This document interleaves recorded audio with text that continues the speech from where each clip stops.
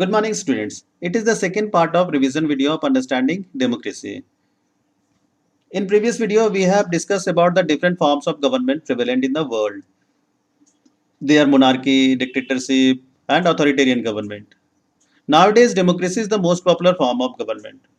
So in this video, I'm going to discuss about the next part of the chapter and which is the democracy. Okay, understanding democracy. Democracy is a form of government in which people participate in the governance of the country. Democracy सरकार का एक ऐसा स्वरूप होता है जिसमें देश के लोग शासन में भाग लेते हैं. They elect their leaders through elections and make the government. वे चुनाव के माध्यम से अपने नेताओं को चुनते हैं और अपने मनपसंद सरकार को बनाते हैं. टुडे एवरी सिटीजन इन democratic country enjoy equal rights. आज के दिन में लोकतांत्रिक देश में प्रत्येक नागरिक को समान अधिकार प्राप्त है. Okay, now we have to move forward and know about the principles of democracy. कि democracy के सिद्धांत क्या क्या हैं? They are as follows. People have the power to elect the government. The first principle of democracy is people have the power to elect their government. मतलब ऐसा है कि लोगों के पास में अधिकार होता है कि वो अपने मनपसंद सरकार को चुने. Now, next part, next principle. All adults have right to vote without any discrimination. जो देश में जितने भी वयस्क होते हैं, जितने भी एडल्ट लोग होते हैं, उन लोगों को अधिकार होता है कि वे वोट दें. वो वोट के माध्यम से अपनी सरकार को बनाए बिना किसी भेदभाव के, on the basis of colour, caste, sex and gender. All adults have right to vote without any discrimination on the basis of color, caste, sex and gender. सभी वयस्कों को अधिकार होता है कि वो बिना किसी भेदभाव के, कलर के, कास्ट के, सेक्स के और जेंडर के आधार पे लोगों में डिस्क्रिमिनेशन नहीं हो सकता है. सबको समान अवसर प्राप्त है. सब समान अवसर के अनुसार वोट देंगे और अपनी सरकार को बनाएंगे. Now next principle is elections are held periodically by fair means. ऐसा है कि डेमोक्रेसी का मोस्ट पॉपुलर और जो सिद्धांत जो है उसके अनुसार प्रत्येक समय अंतराल में चुनाव होते हैं. The government run according to written constitution. और सबसे महत्वपूर्ण, सरकार जो चलती है उसका रिटेन कॉन्स्टिट्यूशन होता है. That mean to say constitution, rule and regulation of the country in written form is known as constitution. देश का लिखित कानून संविधान होता है जो सभी को मानना होता है, ruler as well as citizens.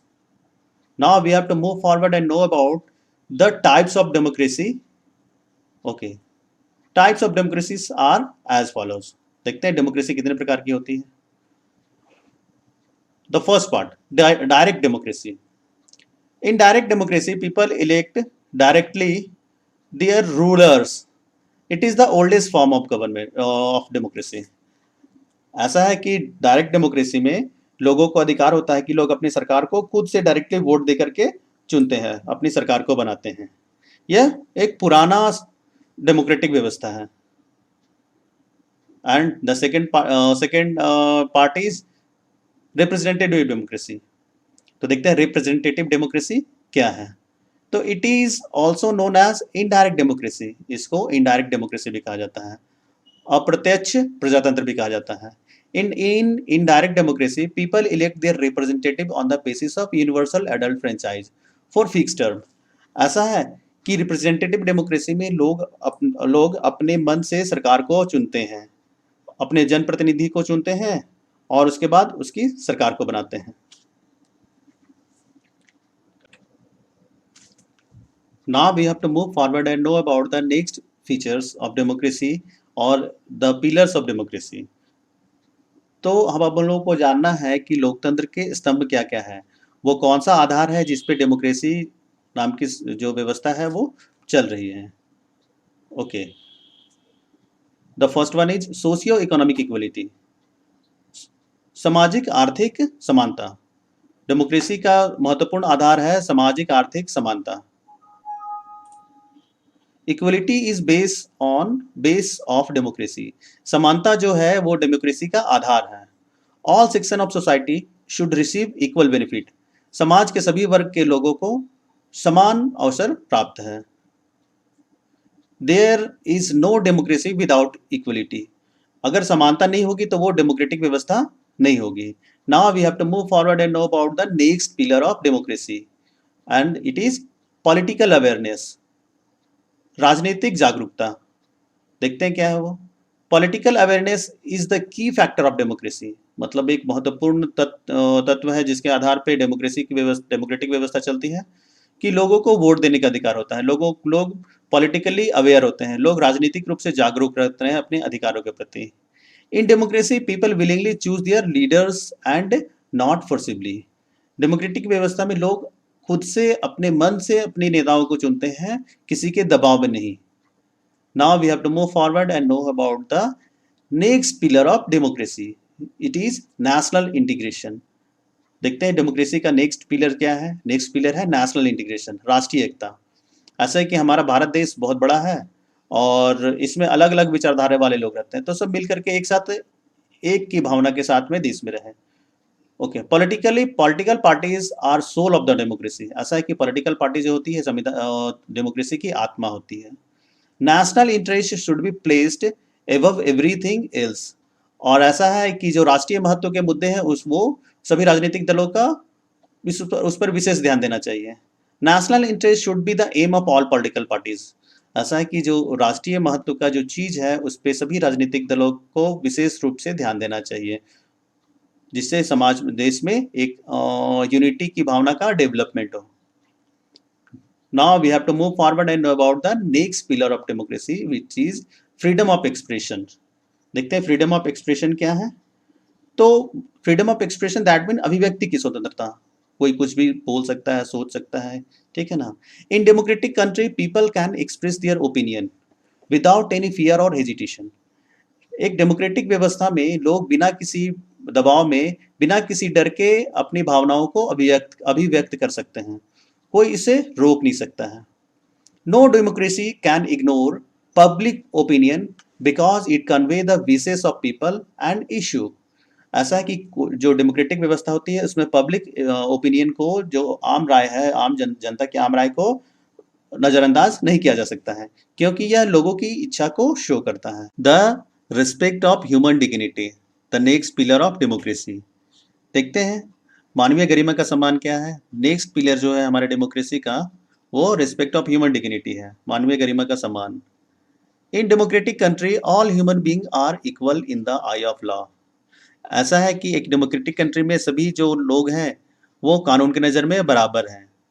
Every citizen has right to cast one vote irrespective of his status in the society.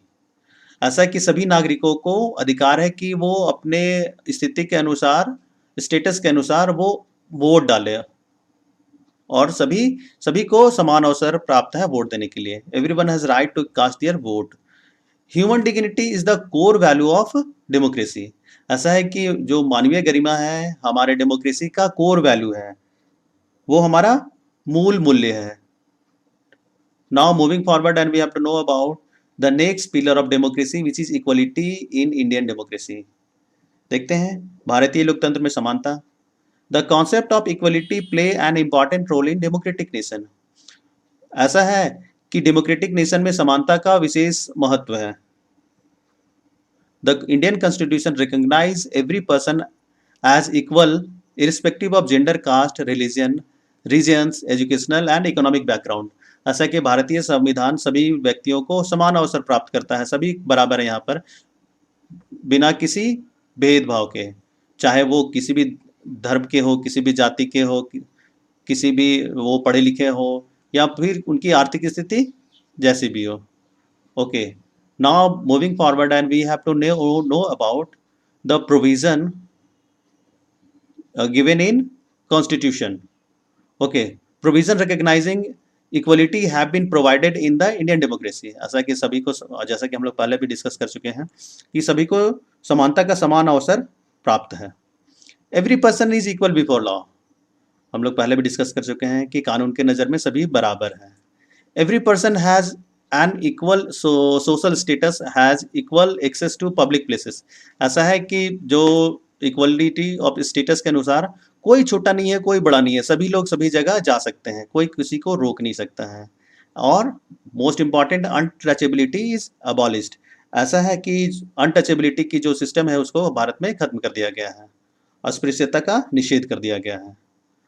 Now moving forward, and we have to know about the next part of our democracy, which is however inequality still exist in Indian society. जैसा कि हम लोग जानते हैं कि अभी भी जो है समाज में इनइक्वलिटी जो है वो शो हो रही है, असमानता शो हो रही है, because the attitude of society changes very slowly. मतलब ऐसा है कि लोगों का जो विचारधारा है, लोगों की सोच है, वो धीरे धीरे परिवर्तित हो रही है, बट वो बहुत धीरे धीरे हो रही है, जिसके चलते समाज में थोड़ी सी अनटचेबिलिटी की समस्या है, असमानता की समस्या है। Okay, establishing equality in democratic society is a continuous struggle. तो ऐसा है कि डेमोक्रेटिक समाज में समानता स्थापित करना जो है वो एक अनवरत संघर्ष है जो चल रहा है। All the people and communities have cooperate and contribute to remove inequality from the society. तो ऐसा है कि समाज के सभी वर्ग के लोगों को साथ में मिलजुल करके सहयोग करना चाहिए, जिससे कि असमानता की भावना का जो है वो निषेध हो सके। Now we have to know about Om Prakash Valmiki. Om Prakash Valmiki was a famous Dalit writer who shared his growing up experiences as Dalit boy in his autobiography named Jootan. ऐसा है कि ओम प्रकाश वाल्मीकि एक प्रसिद्ध दलित लेखक थे जिन्होंने जूठन नाम की अपनी आत्मकथा में एक दलित लड़के के रूप में अपने बढ़ते हुए अनुभवों को साझा किया। That's all, and most important portion for your examination, chapter 14 and 15 in history and chapter 25-26 in civics. Thank you.